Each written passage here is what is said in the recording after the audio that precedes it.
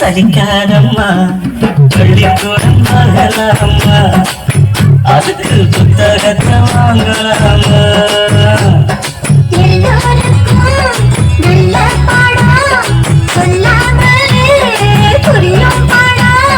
மைனாவே மைனாவே மைனாவே வா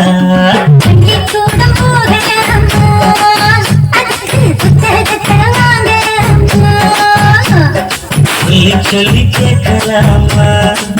மனச சுத்த விட்டு பார்க்கலாமா